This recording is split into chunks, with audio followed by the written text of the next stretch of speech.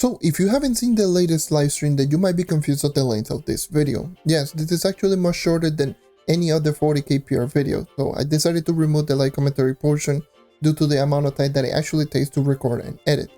Instead, I'm going to be leaving that in another video in the future, just going over the character and what do I think on the character in U11, similar to what I did on the 𝗘𝘃𝗀𝗀 series over a year ago. But you might be thinking that this is a pretty lazy way to approach this, and honestly I don't blame you, but taking well over 20 hours per video while there being 18 characters that can get changed at any moment, because that's what happened with the Boomeranger, then obviously like it is not worth it for me to actually go for it. And not to mention that if there's an event, then I had to stop the production, like for example at the time that you're actually seeing Shadow Thief is around the corner, so it actually is going to end up like hurting more the series if I actually just go in the same route that I was going all the time. So yeah, I decided to cut it down, remove it completely, and just giving some final thoughts at the end of the video. Once again, if you want more details, I'll leave that in the description down below with the latest live stream.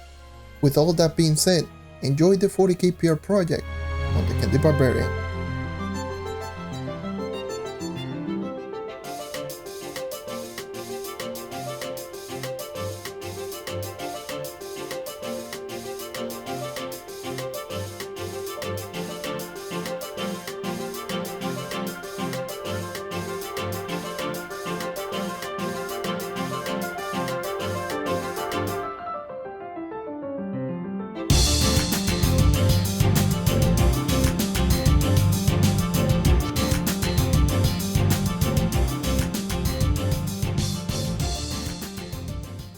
Welcome to the 40k PR project. In today's video, I will be going over my Candy Barbarian.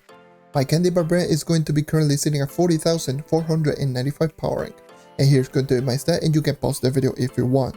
My hat, weapon, and face are going to be base crystal level 4 with fully pearl no stars, and all of them have movement speed. However, my hat and face does have attack speed, and my weapon has energy regeneration because I forgot to change it into attack speed. Whoops. Maximum health is going to be on both my hat and my face, and critical hit is going to be on my weapon. Like always, I always use movement speed on every single class, this class being no exception, so get used to hearing that in every single video. Same with attack speed. The reason I use attack speed is going to be the same reason as always. If your class benefits from attack speed, always use attack speed. Even though this class does have a 2 times attack speed increase with the passive ability, but running more attack speed, it doesn't hurt, especially if you don't have the passive ability active. Energy regeneration on the weapon, because I forgot to change it to attack speed, like I just mentioned again because I'm an idiot. But honestly, running an energy regen on the Candy Barbarian is actually not bad, because speed farming on this class is constantly spamming vanilla whirlwind, and having a lot of energy really does help out. So you might want to consider using energy regen, especially if you don't have it on ring, which I do. Third stat is going to be maximum health on hat and face because of survivability. Vanilla Whirlwind also heals you 10% of your HP, so having higher health brings more benefit from the Vanilla Whirlwind's heal. And critical hit on weapon, because if I am not running it, I don't have 100% critical hit. As for the ring, energy regeneration crystal level 3 ring with spin to win. Like I just mentioned, energy regeneration is very important on this class, especially if you're using spin to win. Spin to win because it's literally the best hit and effect for the Candy Barbarian, especially if you're using it for speed farming. It's ridiculous. Plus 50% movement speed increase, while the Vanilla Whirlwind animation, absolutely ridiculous. And yeah, if you want more information, I'll leave that in the description down below with 2 videos just going over spin to win. And with this, the Candy Barbarian literally becomes one of the best speed farming class in the entire game. Speaking of speed farming, animated jug as my ally because movement speed, banner, permanent torch is literally the one that I'll be using in every single class. I'm pretty tired already of saying this every single video, but I had to do it. Free range electrolytic crystal as my food, easy 300 light, always use it. Martial Trailblazing as my emblem, Martial because of damage, Trailblazing because of movement speed, standard speed farming emblem. You could also use Zealous emblem if you jump a lot with this class, or if you do have low energy regeneration, Zealous emblem is actually really good. Or if you're doing low portal, then you're not running Martial, but if you're doing U11, always run Martial over Zealous emblem. And you could also use the Beamer emblem if you do have low stats. Conjurer's Crucible Vial as my own vial of choice.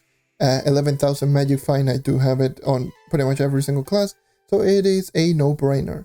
Obviously the Define Veil if you do need more survivability. The Personal Song Bard subclass, it is going to be my own subclass of choice because movement speed is the best speed farming subclass in the entirety of the game when it comes to endgame speed farming. Percentage movement speed increase is absolutely ridiculous, and this one having a 15-second cooldown and giving a maximum of plus 20% movement speed increase, really good. But you could use the Solarian subclass if you do need the extra damage, and if you feel that the extra movement speed is unnecessary, so that could be also a good option, or the Knight subclass if you want more Flask. Now, let's move on to my costume combination. My hat is going to be the Bone Knight helmet from the Bone Knight costume, which is a costume gotten from the store for credits. My costume is going to be the Frigid Fiend, which is a costume that can be crafted in the Chaos Core crafting bench for these specific resources. And my weapon is going to be the Sharpened Shadow Shard, which is a melee style found in the Vault category, which means it's going to be an style stash exclusive weapon style. So regular style stashes, melee style stashes, and super style stashes can unlock this weapon style. And yeah, that's going to be everything regarding my gear and my costume combination. Now, let's move on into my gems. Like always, scrolling over all of my gems, starting off with Water, Air, Fire, lastly Cosmic, while I explain all of the Empowered Gem ability in that specific order. Starting off with the very first ability, which is going to be Pirate Disc. This is the best Empowered Gem ability out of all Empowered Gem abilities in the game. It gives movement speed, it does damage, and it's very easy to proc. Always use it. The last two abilities that I'm going to be showcasing, I mainly just have them for stat, just keep that in mind. So 𝗘𝘃𝗀𝗀𝗃 is going to be my second ability, so I much rather have Explosive Epilogue to help out with burst damage, but I have 𝗘𝘃𝗀𝗃𝗃. This is the best gem that I got for this character. And ability number 3 is going to be Stinging Curse. I don't have the class yet, I know, but this gem is just better than my class gem. It's not because of the ability, it's just because the stats of this gem was just better than my class gem. And honestly, if I'm being 100% honest with you, I don't feel like just converting my class gem into crystal, nor I don't feel like getting a crystal class gem. But if you want to use the class gem can be quite helpful in stuff like Curse Gold, especially in stuff like kill 30 enemies. And my last ability, ability number 4, is going to be Vampiric Vanquisher. Of course, always use this on every speed farming class, plus 20 base movement speed and a 5% damage lifesteal. Very easy to proc, always recommend it. And yeah, that's it on my Candy Barbarian. Of course, like I just mentioned, no longer be doing the live commentary portion. However, I will be leaving some final thoughts on my experience on using this class. The best way to describe the Candy Barbarian, it is a less consistent, slightly lower damage, but way faster knight. And yeah, it's pretty much as the best way that I can just describe it. If you do like the knight, you should give the Candy Barbarian a shot. Both classes work and play really similarly, and from beginning all the way until the end. Both of them are going to be basic attack type characters that mainly use one ability as a non-cooldown spammable ability.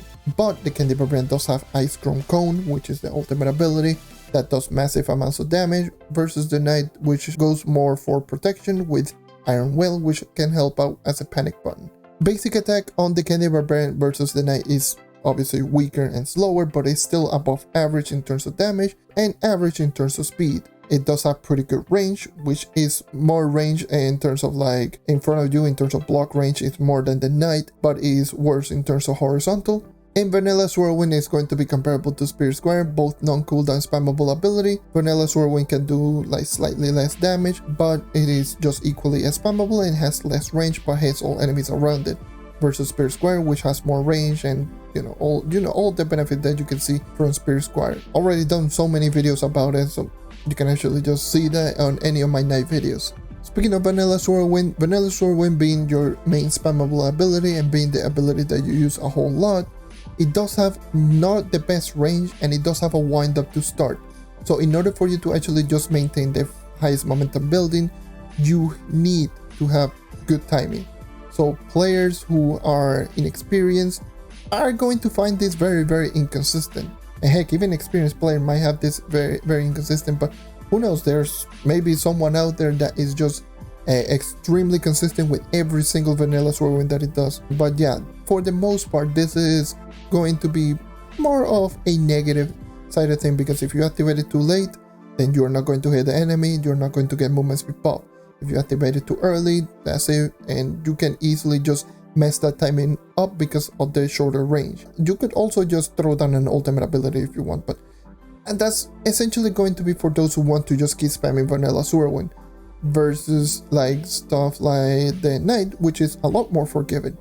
And yeah, again, the reason why I'm comparing this to the Knight, despite the Knight only having Overcharge, which is plus 25 base movement speed, and this one having plus 40 base movement speed from the passive, and Spin to Win plus 50%, you can actually just see that the Candy Barbarian on paper just has everything in its favor, which both classes are very similar in playstyle, but not really. The reason why is because the strength of the Knight is not because of the high potential movement speed. No, it is the consistency of maintaining that movement speed. The character is one of the most consistent characters in the entirety of the game, with an ability like Spirit Squire that you can control, especially if you're using Overcharge. You can just control it when you want. You can just activate it whenever you want. Overcharge lasts for 5 seconds, so you don't have to spam the ability. Not only that, basic attack is among the strongest in terms of damage output, but also the third potential fastest basic attack in the entire game. So it is extremely fast and extremely strong, doing more damage and being faster than the Candy Barbarian. So, you know, kill time is much more consistent with the character, so that's why maintaining movement speed buff on the Knight is super easy, versus the Candy Barbarian, where the strength of the Candy Barbarian is not consistency, it's potential. If you can master the vanilla Swirlwind, the timing on the vanilla Swirlwind, especially with Spin to Win, and not over spamming the ability so you don't run out of energy, then the potential in this character is way higher than the Knight, because like I just mentioned, with the amount of movement speed buff that this character has, then obviously you can actually just see that the character is incredibly, like, the potential is there. However, that being said, you can also just turn, essentially just play devil's advocate and just say, like, if you don't have the timing, like the timing is much more difficult, like let's just say you miss, or let's just say you don't have the damage in order to actually one-shot, or if you overspend and you run out of energy, then it is a lot more unforgiving than the Knight, and the Candy Barbarian just falls really heavily in comparable to the Knight. It is much more unforgiving, hence it makes it less consistent. And this is only if you do have Spin to Win. If you don't have it, then the Candy Barbarian at its best is going to be around the Knight's average, since what makes this class so great at dungeon grinding is Spin to Win, and without it, it's a solid, don't get me wrong, definitely above average dungeon grinder, but none amongst the best speed farming classes in the game. With Spin to Win, it is. So Spin to Win is what makes the Candy Barbarian so great, and that's probably the reason I always recommend you to actually just use Spin to Win on the Candy Barbarian. And that's it. Let me know what you think of this new format. Hopefully people don't mind me just removing the live commentary portion, but seriously, it was taking way too long. Like, the last video, the Boomeranger video, took me 23 hours to make. And the video before that, the bar video, took me 21 hours to make. And mainly it was because of the live commentary portion being 35 to 40 minutes of commentary that I had to cut down and just watch over and over and over. So I just had the feeling that that had to go, considering that most people didn't even watch all the way until the end. I actually checked the analytics, it was less than 15% of the people actually just watched essentially the live commentary portions. So for the most part, instead of actually just making my life a lot harder, instead I can just put a short explanation right here, and then, you know, in the future, if I feel like going over the class once again and going in over 11 in more detail, then I can just do it. But with this, I feel that it's much more compact, much more concise, and better straight to the point. Anyways, like always, make sure to drop a like and subscribe to help me get to 5,000 subscribers. And like always, take care and keep on hunting, and the next episode might be on the Revenant. See ya.